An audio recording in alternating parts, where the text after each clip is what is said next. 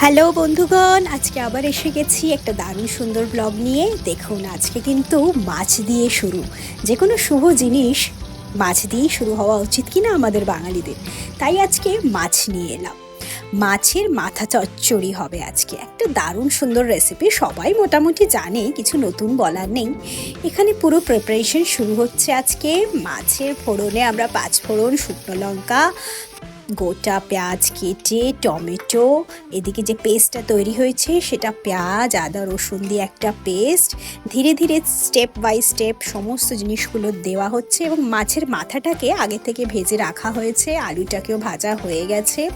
দারুণ সুন্দর একটা প্রিপারেশন শুরু হয়ে গেছে। পেঁয়াজটা ভাজার পরে পেস্টটা ঢেলে দেওয়া হয়েছে, আর ঢালার পরে একটা দারুণ সুন্দর ফ্রেগনেন্স আসছিল ওই সময়, সুগন্ধ যেটাকে বলে, সেই সময়টাতে আমি উপভোগ করছিলাম, আপনাদের সাথে শেয়ার করতে পারবো না। আর এই যে মশলাটা কষানোর সময় যে একটা দারুণ সুন্দর গন্ধ, সেটা আমি উপভোগ করতে পারছিলাম। মাছের মাথাটা বেশি ছিল না, দুটোই ছিল এবং সেটা আমার জন্যই ছিল, কেন কি আমার হাজব্যান্ড মাছের মাথাটাতে খায় না, সে আমি খাই বেসিক্যালি, আর আমার মেয়ে খাবে। পাশে রুটি হচ্ছে, রুটিটা যদিও হাজব্যান্ডের জন্য হচ্ছে, আমি তো মাছের মাথার চচ্চড়িটা দিয়ে ভাতটাই খেতে চলেছি ভীষণ সুন্দরভাবে। আর মশলাটা যে কষানো হচ্ছে না, মানে ওই সময় যে গন্ধ আর অনুভূতিটা যদি শেয়ার করতে পারতাম। এইবারে মাছের মাথাটা চলে গেল, এবার মাছের মাথাটাকে সুন্দর করে ভাঙা হবে, বেশ দুরস্ত দুরস্ত করে ভাঙা হবে, টুকরো টুকরো করে, আর দারুণ সুন্দর একটা কষানো স্টেজ চলবে। বাইরে একটু একটু বৃষ্টি পড়ছিল, একটু বৃষ্টি পড়াতেই জাস্ট লাইটটা আমাদের চলে গেল, তাই অন্ধকারেই শ্যুটটা করতে হলো অগত্যা।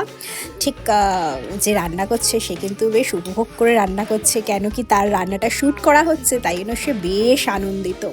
এবারে জলটা ঢেলে দেওয়া হয়েছে, জলটা ঢালার পরে একটু ফুটবে, ফোটার পরে লাস্টে একটু ধনে পাতা আর একটু জাস্ট লাস্টে গরম মশলা ছড়িয়ে দেওয়া হবে, ব্যাস এই ছড়িয়ে দেওয়া হলো। পুরো রান্নাটা এবার ডান। একটুখানি জলটা শুকিয়ে গেলেই আমরা জাস্ট রান্নাটা বন্ধ করে দেবো, আর সুন্দর গরম ভাতের সাথে খাওয়া হবে, যেটা অলরেডি খেয়ে ফেলেছি আমি। খাওয়ার পরেই জাস্ট বলছি আমি আপনাদের সকলকে, দারুণ সুন্দর খেতে হয়েছিল। খাওয়ার মধ্যে টেস্টও করেছিলাম। এই দেখুন লাস্টে যে কালারটা হয়েছিল না, উফ, জাস্ট মাখো মাখো। আবার দেখা হবে নেক্সট ব্লগে, সবাই ভালো থাকবেন। Thank you so much, bye by.